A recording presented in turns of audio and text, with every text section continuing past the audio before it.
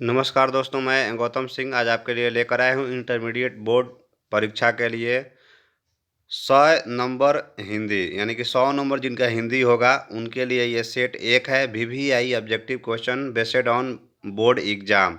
दोस्तों आपको बता दें कि अगर आपका 100 नंबर है और आप 12वीं का बोर्ड का एग्ज़ाम देना चाहते हैं तो इस वीडियो को ज़रूर देखें। चलिए दोस्तों बढ़ते हैं प्रश्न की तरफ। पहला प्रश्न है हमारा, पृथ्वी का पर्यायवाची शब्द है भूमि, मिट्टी, पाताल, इनमें से कोई नहीं। दोस्तों आपको बता दें कि आपका 60 क्वेश्चन आता है जिसमें से आपको 50 का आंसर देना होता है। तो दोस्तों आप प्रत्येक प्रश्न का आप जानते हैं कि 4 ऑप्शन होता है जिसमें से आपका एक आंसर होता है सही जवाब। यानी पृथ्वी का पर्यायवाची शब्द क्या होता है, तो पृथ्वी का पर्यायवाची शब्द होता है भूमि। तो दोस्तों आपका आंसर हो जाएगा ए नंबर। बढ़ते हैं अगले प्रश्न की तरफ। अगला प्रश्न है हमारा, कड़बक किसकी रचना है? कड़बक जो है किसकी रचना है? तुलसीदास की, मलिक मोहम्मद जायसी की, कबीर दास की, केशवर दास की। कड़बक किसकी रचना है? तो दोस्तों आपको हम बता दें कि कड़बक जो है मलिक मोहम्मद जायसी की रचना है। आपका आंसर हो जाएगा बी नंबर। बढ़ते हैं अगले प्रश्न की तरफ। अगला प्रश्न है हमारा, कामचोर कौन सा समास है? बहुव्रीहि, तत्पुरुष, अव्यभिभाव या धर्मधारय। कामचोर कौन सा समास है? दोस्तों आपको हम बता दें कामचोर है जो होता है वो तत्पुरुष समास होता है। आपका आंसर हो जाएगा बी नंबर। बढ़ते हैं अगले प्रश्न की तरफ। अगला प्रश्न है हमारा, ज्ञानपीठ पुरस्कार से सम्मिलित रचना है। ज्ञानपीठ पुरस्कार से सम्मानित रचना है उर्वशी, रेणुका, कुरुक्षेत्र, इनमें से कोई नहीं। तो दोस्तों आपको हम बता दें कि ज्ञानपीठ पुरस्कार से सम्मानित रचना है आपको उर्वशी। आपका आंसर हो जाएगा ए नंबर। बढ़ते हैं अगले प्रश्न की तरफ। अगला प्रश्न है हमारा, आजकल कौन सा समास है? तत्पुरुष, अव्यभिभाव, कर्मधारय या दंत। आजकल कौन सा समास है? तो दोस्तों आपको बता दें कि आजकल कौन सा समास है, तो अव्यभिभाव। आपका आंसर हो जाएगा बी नंबर। बढ़ते हैं अगले प्रश्न की तरफ। अगला प्रश्न है हमारा, हार जीत कविता किस कविता संग्रह से ली गई है? हार जीत कविता किस कविता संग्रह से ली गई है? कहीं नहीं वही, अधिनायक, 10 तस्वीरें, जिन्होंने जीना, जाना। हार जीत कविता किस कविता संग्रह से ली गई है? तो दोस्तों आपको हम बता दें कहीं नहीं वही। आपका आंसर हो जाएगा ए नंबर। बढ़ते हैं अगले प्रश्न की तरफ। अगला प्रश्न है हमारा, उद् उद्घाटन की संधि विच्छेद क्या है? दोस्तों हमारा सवाल है, उद्घाटन का संधि विच्छेद क्या है? उद्घाटन तो उद जोड़ घाटन या उत्घाटन या उत्घाटन या उद्घाटन। तो दोस्तों आपको हम बता दें कि उद्घाटन का संधि विच्छेद हो जाएगा उत जोड़ घाटन, यानी उत जोड़ घाटन। आपका आंसर हो जाएगा सी नंबर। बढ़ते हैं अगले प्रश्न की तरफ। अगला प्रश्न है, रंगून कहाँ है? नेपाल में, वर्मा में, जापान में या चीन में। रंगून कहाँ है? दोस्तों आपको हम बता दें रंगून जो है बर्मा में है। आपका आंसर हो जाएगा बी नंबर। बढ़ते हैं अगले प्रश्न की तरफ। अगला प्रश्न है हमारा, आत्मा का विशेषण क्या है? आत्मजा या अव्यभिभाव या आत्मिक या इनमें से कोई नहीं। आत्मा का विशेषण क्या है? दोस्तों आपको बता दें आत्मा का विशेषण जो होता है आत्मिक होता है। आपका आंसर हो जाएगा सी नंबर। बढ़ते हैं अगले प्रश्न की तरफ। अगला प्रश्न है, मालती के पति का नाम है। मालती के पति का नाम है चंदेश्वर, रामेश्वर, महेश्वर या रामनाथ। मालती के पति का नाम है, आपको बता दें महेश्वर। आपका आंसर हो जाएगा सी नंबर। बढ़ते हैं अगले प्रश्न की तरफ। अगला प्रश्न है हमारा, बातचीत शीर्षक के रचनाकार है जगदीश चंद्र माथुर, बालकृष्ण भट्ट, रामचंद्र शुक्ल, रामशेर बहादुर सिंह। रामशेर बहादुर सिंह। बातचीत शीर्षक के रचनाकार है जगदीश चंद्र माथुर या बालकृष्ण भट्ट या रामचंद्र शुक्ल या रामेश्वर बहादुर सिंह। दोस्तों आपको हम बता दें कि बातचीत शीर्षक के रचनाकार जो है बालकृष्ण भट्ट हैं। आपका आंसर हो जाएगा बी नंबर। बढ़ते हैं अगले प्रश्न की तरफ। अगला प्रश्न है, उषा शीर्षक कविता के रचयिता हैं सुभद्रा कुमारी चौहान, ज्ञानेंद्रपति या जयशंकर प्रसाद, रामशेर बहादुर सिंह। उषा शीर्षक कविता के रचयिता हैं, आपको बता दें रामशेर बहादुर सिंह। आपका आंसर हो जाएगा डी नंबर। बढ़ते हैं अगले प्रश्न की तरफ। अर्ध नारीश्वर शीर्षक के रचनाकार कौन है? अर्ध नारीश्वर शीर्षक के रचनाकार कौन है? रामचंद्र शुक्ल, जगदीश चंद्र माथुर, हजारी प्रसाद द्विवेदी, रामधारी सिंह दिनकर। अर्ध नारीश्वर शीर्षक के रचनाकार कौन है? तो दोस्तों आपको बता दें रामधारी सिंह दिनकर। आपका आंसर हो जाएगा डी नंबर। बढ़ते हैं अगले प्रश्न की तरफ। अगला प्रश्न है प्रेम के पीर के कवि कौन है? प्रेम के पीर के कवि कौन है? जायसी, नाभादास, जयशंकर प्रसाद, सुभद्रा कुमार चौहान। प्रेम के पीर के कवि कौन है? दोस्तों आपको हम बता दें जायसी। आपका आंसर हो जाएगा ए नंबर। बढ़ते हैं अगले प्रश्न की तरफ। अगला प्रश्न है रोज शीर्षक कहानी के लेखक कौन है? अयज्ञ, मलयज, रामधारी सिंह दिनकर, रामवर सिंह। रोज शीर्षक कहानी के लेखक कौन है? तो दोस्तों आपको हम बता दें कि अयज्ञ। आपका आंसर हो जाएगा ए नंबर। बढ़ते हैं अगले प्रश्न की तरफ। अगला प्रश्न है हमारा इनमें से कौन सी रचना प्रसाद जी की नहीं है? देवदासी, कामायनी, झरना, आंसू। इनमें कौन सी रचना प्रसाद जी की नहीं है? तो दोस्तों आपको हम बता दें देवदासी। आपका आंसर हो जाएगा ए नंबर। बढ़ते हैं अगले प्रश्न की तरफ। अगला प्रश्न है पंडित चंद्रधर शर्मा गुलेरी की कहानी का नाम है। पंडित चंद्रधर शर्मा गुलेरी की कहानी का नाम है तिरिच, जूठन, उसने कहा था, इनमें से कोई नहीं। पंडित चंद्रधर शर्मा गुलेरी की कहानी का नाम है उसने कहा था। आपका आंसर हो जाएगा सी नंबर।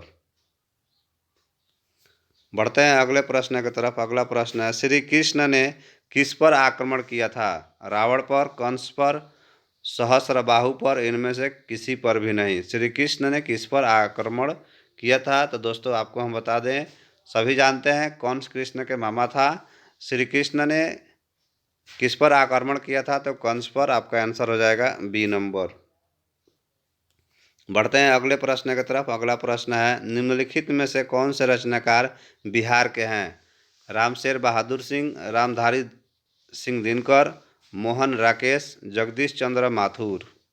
निम्नलिखित में से कौन से रचनाकार बिहार के हैं? तो दोस्तों आपको बता दें रामधारी सिंह दिनकर। आपका आंसर हो जाएगा बी नंबर। बढ़ते हैं अगले प्रश्न की तरफ। अगला प्रश्न है हमारा तुलसीदास अपना पेट कैसे भरते थे? तुलसीदास अपना पेट कैसे भरते थे? कविताएं करके, कथा वाचन से, राम कथा गाकर, राम श्री राम का नाम लेकर। तुलसीदास अपना पेट कैसे भरते थे? दोस्तों आपको हम बता दें कथा वाचन से। आपका आंसर हो जाएगा बी नंबर। बढ़ते हैं अगले प्रश्न की तरफ। अगला प्रश्न है शिक्षा शीर्षक निबंध के निबंधकार कौन है? जे कृष्णमूर्ति, उदय प्रकाश, मलयज, मोहन राकेश। शिक्षा शीर्षक निबंध के निबंधकार कौन है? दोस्तों आपको बता दें जे कृष्णमूर्ति। आपका आंसर हो जाएगा ए नंबर। बढ़ते हैं अगले प्रश्न की तरफ। अगला प्रश्न है गांव का घर कविता के कवि हैं ज्ञानेंद्र पति, जयशंकर प्रसाद, रघुवीर सहाय। इनमें से कोई नहीं। गांव का घर कविता के कवि गांव का घर कविता के कवि हैं दोस्तों आपको बता दें ज्ञानेंद्र पति। आपका आंसर हो जाएगा ए नंबर। बढ़ते हैं अगले प्रश्न की तरफ। अगला प्रश्न है हमारा ओ सदानीरा शीर्षक में किसका महापुरुष की चर्चा है? ओ सदानीरा शीर्षक में किस महापुरुष की चर्चा है? बाल गंगाधर तिलक, महात्मा गांधी, मदन मोहन मालवीय, चंद्रशेखर आज़ाद। दोस्तों आपको हम बता दें ओ सदानीरा शीर्षक में किस महापुरुष की चर्चा है? तो मदन मोहन मालवीय या चंद्रशेखर आज़ाद। तो दोस्तों आपको हम बता दें कि महात्मा गांधी का जो है ओ सदानीर शीर्षक की किस महापुरुष की चर्चा है? तो आपको बता दें कि महात्मा गांधी। आपका आंसर हो जाएगा बी नंबर। बढ़ते हैं अगले प्रश्न की तरफ। भगवान श्री कृष्ण किस कवि के पूज्य थे? सूरदास, तुलसीदास, नाभादास, कबीरदास। भगवान श्री कृष्ण किस कवि के पूज्य थे? तो दोस्तों आपको हम बता दें सूरदास आपका आंसर हो जाएगा ए नंबर।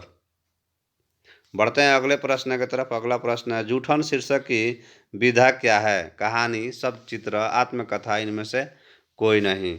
जूठन शीर्षक की विधा क्या है? तो आत्मकथा आपका आंसर हो जाएगा सी नंबर। बढ़ते हैं अगले प्रश्न की तरफ। जयशंकर प्रसाद की श्रेष्ठ कृति है कामयानी, लहर, आंसू, चित्राधार। जयशंकर प्रसाद की श्रेष्ठ कृति है कामायनी, लहर, आंसू या चित्राधार। जयशंकर प्रसाद की श्रेष्ठ कृति है दोस्तों आपको बता दें कामयानी आपका आंसर हो जाएगा ए नंबर। बढ़ते हैं अगले प्रश्न की तरफ। अगला प्रश्न है निम्नलिखित में कौन अयज्ञ का उपन्यास नहीं है? अपने अपने, अजनबी, नदी के दीप, शेखर एक जीवन। दोस्तों आपको बता दें कि निम्नलिखित में कौन अयज्ञ का उपन्यास नहीं है? तो दोस्तों आपका आंसर हो जाएगा त्रिवेणी। कौन अयज्ञ उपन्यास नहीं है? तो त्रिवेणी आपका आंसर हो जाएगा डी नंबर। बढ़ते हैं अगले प्रश्न की तरफ। अगला प्रश्न है हमारा मुक्त बोध का जन्म हुआ था रामगढ़ में, भोपाल में, सोएपुर में, वाराणसी में। मुक्ति बोध का जन्म हुआ था दोस्तों आपको हम बता दें सोएपुर में आपका आंसर हो जाएगा सी नंबर। बढ़ते हैं अगले प्रश्न की तरफ। अगला प्रश्न है हमारा मालती किस शीर्षक की पात्रा है? रोज की, जूठन की, ओ सदानीरा की या तिरिछ की। मालती किस शीर्षक की पात्रा है? तो दोस्तों आपको हम बता दें रोज की आपका आंसर हो जाएगा ए नंबर। बढ़ते हैं अगले प्रश्न की तरफ। अगला प्रश्न है हमारा सुभद्रा कुमारी चौहान की मृत्यु का कारण था महामारी, कार दुर्घटना, फांसी, गोली। दोस्तों आपको हम बता दें सुभद्रा कुमारी चौहान की मृत्यु का कारण था कार दुर्घटना। आपका आंसर हो जाएगा बी नंबर। बढ़ते हैं अगले प्रश्न की तरफ।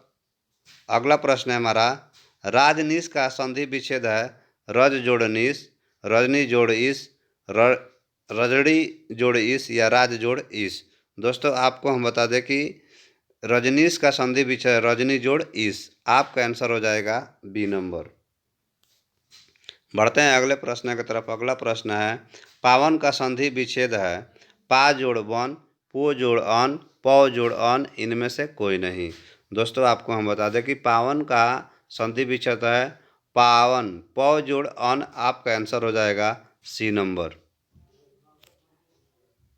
बढ़ते हैं अगले प्रश्न की तरफ। अगला प्रश्न शतकार का संधि विच्छेद है सत जोड़कार, सतह जोड़कार, समह जोड़कार, स जोड़ाकार। सत्ताकार का संधि विच्छेद क्या है? दोस्तों आपको हम बता दें सत्ताकार का संधि विच्छेद आपका हो जाएगा सतह जोड़कार। आपका आंसर हो जाएगा बी नंबर। बढ़ते हैं अगले प्रश्न की तरफ। अगला प्रश्न है विद्यालय का संधि विच्छेद है विद्या जोड़ आलय, विद्या जोड़ अलय, विद्या जोड़ अलय, इनमें से कोई नहीं। दोस्तों आपको हम बता दें कि आपका आंसर हो जाएगा विद्यालय का संधि विच्छेद होता है विद्या जोड़ आलय। आपका आंसर हो जाएगा ए नंबर। बढ़ते हैं अगले प्रश्न की तरफ। अगला प्रश्न है दिनेश का संधि विच्छेद है दिन जोड़ ईस, दिन जोड़ ईस, दी जोड़नेस, दिन जोड़ ईस। दिनेश का संधि विच्छेद क्या है?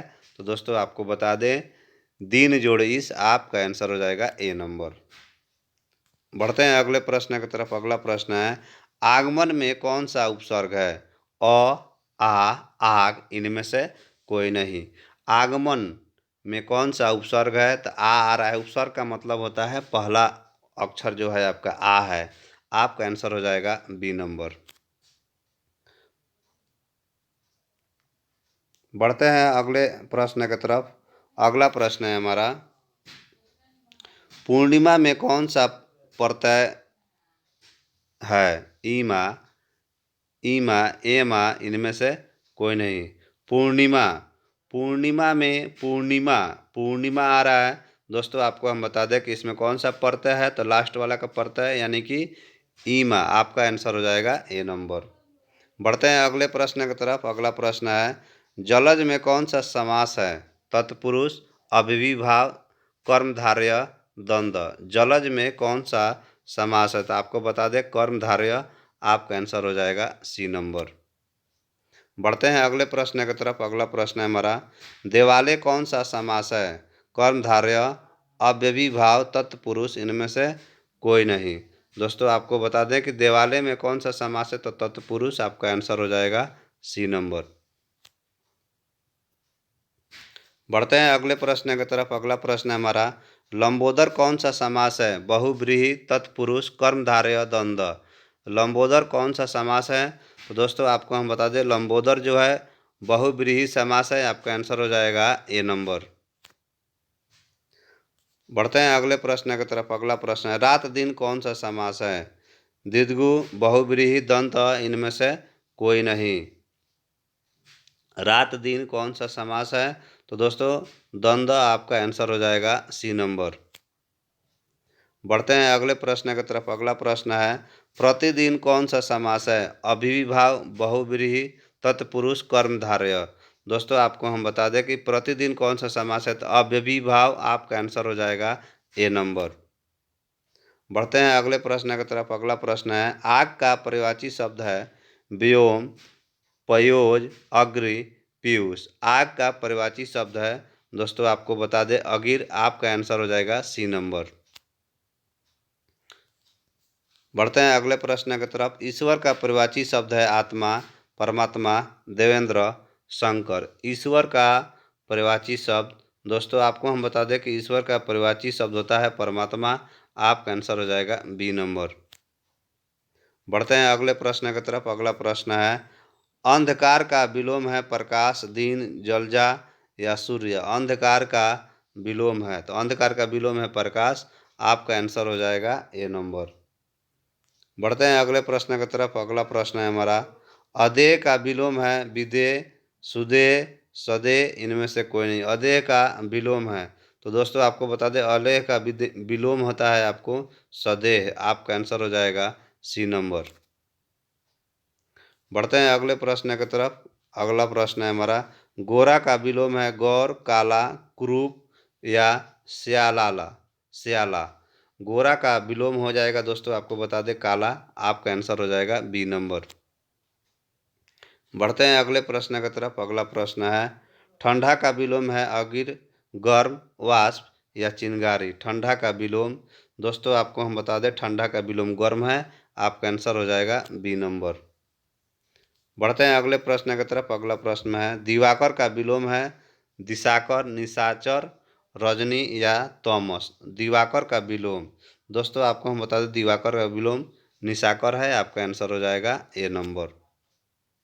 बढ़ते हैं अगले प्रश्न की तरफ। अगला प्रश्न है, साधारणतः विपरीतार्थक शब्द है, विपरीतार्थक शब्द है असामान्य, असाधारण, अस्वाभाविक, इनमें से कोई नहीं। दोस्तों आपको हम बता दें कि साधारण का विपरीतार्थक शब्द है असाधारण, आपका आंसर हो जाएगा बी नंबर। बढ़ते हैं अगले प्रश्न की तरफ। अगला प्रश्न है, जिसका आचरण अच्छा है के लिए शब्द है दुराचारी, सदाचारी, सबल या बलवान। जिसका आचरण अच्छा है उसके लिए शब्द है, उसके लिए शब्द है सदाचारी, आपका आंसर हो जाएगा बी नंबर। बढ़ते हैं अगले प्रश्न की तरफ। अगला प्रश्न है हमारा, जिसके पास धन न हो के लिए एक शब्द है निर्धन, निर्दयी, कठोर, जिज्ञासु। जिसके पास धन ना हो उसके लिए शब्द है, उसके लिए शब्द है निर्धन, आपका आंसर हो जाएगा ए नंबर। बढ़ते हैं अगले प्रश्न की तरफ। अगला प्रश्न है, घोड़ा बेचकर सोना मुहावरा का अर्थ क्या है? गहरी नींद में सोना, निश्चित होना, अधिक मुनाफा कमाना, व्यापार करना। दोस्तों हमारा सवाल है, घोड़ा बेचकर सोना मुहावरा का अर्थ क्या है? गहरी नींद में सोना, आपका आंसर हो जाएगा ए नंबर। बढ़ते हैं अगले प्रश्न की तरफ। अगला प्रश्न है हमारा, चैन की बंसी बजाना मुहावरा का अर्थ है मनोरंजन करना, सुखी रहना, समृद्ध होना, आराम से रहना। चैन की बंसी बजाना मुहावरा का अर्थ है दोस्तों आपको बता दें आराम से रहना, आपका आंसर हो जाएगा डी नंबर। बढ़ते हैं अगले प्रश्न की तरफ। अगला प्रश्न है, राई का पहाड़ बनाना मुहावरा का अर्थ है चुगली करना, छोटी बात को बढ़ा चढ़ाकर कहना, असंभव को संभव करना, इनमें से कोई नहीं। राई का पहाड़ बनाना मुहावरा का अर्थ है असंभव, यानी छोटी बात को बढ़ा चढ़ाकर बोलना। छोटी बात को बढ़ा चढ़ाकर बोलना आपका आंसर हो जाएगा बी नंबर। बढ़ते हैं अगले प्रश्न की तरफ। अगला प्रश्न है, हाथ पांव मारना मुहावरा का अर्थ है प्रयास करना, नदी में तैरना, पिटाई करना या इशारा करना। हाथ पांव मारना मुहावरा का अर्थ दोस्तों है, आपको बता दें, प्रयास करना। हाथ पांव मारना मुहावरा का अर्थ क्या है, तो प्रयास करना। आपका आंसर हो जाएगा ए नंबर। बढ़ते हैं अगले प्रश्न की तरफ। अगला प्रश्न है, हवा से बातें करना मुहावरे का अर्थ क्या है, धीरे चलता, तेज दौड़ना, बहुत तरक्की करना, इनमें से कोई नहीं। दोस्तों आपको हम बता दें, तेज दौड़ना, हवा से बातें करना यानी तेज दौड़ना। आपका आंसर हो जाएगा बी नंबर।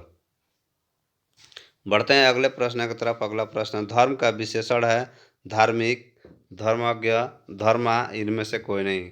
धर्म का विश्लेषण है दोस्तों, आपको हम बता दें, धर्म का विशेषण धार्मिक। आपका आंसर हो जाएगा ए नंबर।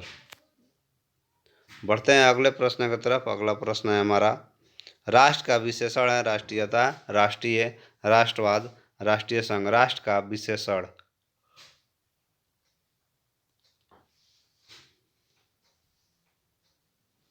तो राष्ट्रीय। आपका आंसर हो जाएगा बी नंबर।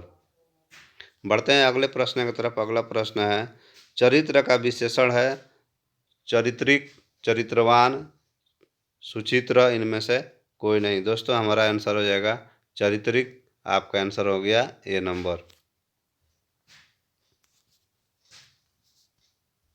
दोस्तों आपको बता दें कि हमारा ये सेट नंबर 2 है, जो अगला वीडियो होगा 12th यानी इंटरमीडिएट बोर्ड परीक्षा के लिए NCERT पैटर्न पर objective question VVI 100 number Hindi वाले, ध्यान दें। दोस्तों आपका ये पहला सेट था, सेट 2 जो हमारा बहुत जल्दी आपको मिलेगा। थैंक यू दोस्तों, राधे राधे दोस्तों अगर आपने अभी तक हमारे चैनल को सब्सक्राइब नहीं किया तो चैनल को सब्सक्राइब कर दें और बेल आइकन दबा दें ताकि अगले वीडियो की नोटिफिकेशन आपको मिलते रहे। थैंक यू दोस्तों, राधे राधे दोस्तों।